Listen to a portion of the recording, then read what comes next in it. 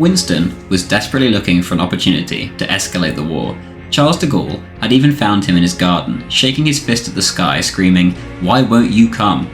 His opportunity came, however, on the 24th of August 1940, when the Germans missed one of their targets, an oil refinery near London. No one was killed, but Churchill had his pretext. He caused a storm, claiming the evil Germans had targeted British cities, and he sent for a, quote, savage attack on Berlin immediately. The target was to be civilians. 100 British bombers set off for Berlin that night and caused havoc in the first targeted civilian bombing between the British and the Germans. Hitler didn't respond.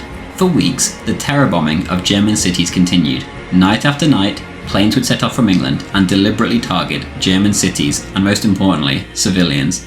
Hitler still did not respond. I told him we will have the opportunity to attack London. And he said, stop it, stop it. I don't want to hear this. The whole attack on England is against my opinion, against my willing. I could stop it.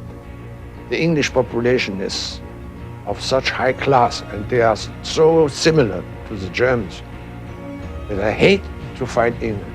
Ultimately, however, this charade could not go on forever. For months, he had ignored those like Hermann Goering who wanted to smash British cities. Now, though, he had no choice. Germany began to respond, and so the Blitz began.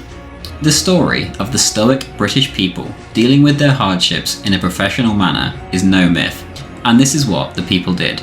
The British people had not done anything wrong, and for all they knew, Hitler really was just attacking their cities in an evil quest to conquer the world. After all, this is what Churchill and those pulling his strings, propaganda machine, was telling them. The ugly truth comes out, however, when we discover how Winston Churchill made these people so stoic. If bombs are landing on your head, you need to feel like your nation is doing something to defend you. But in 1940, such technology was unreliable, and as former PM Stanley Baldwin put it, the bomber always gets through. To deal with this problem, and to give the appearance of fighting back, Winston Churchill ordered naval guns and other ineffective weapons to be set up around major cities undergoing bombing and to fire into the sky at the aircraft. There was one problem, however. These guns didn't work, and Churchill knew it. These were not anti-aircraft guns. The end result was that most of these shells simply came right back down to earth, and almost none hit the planes.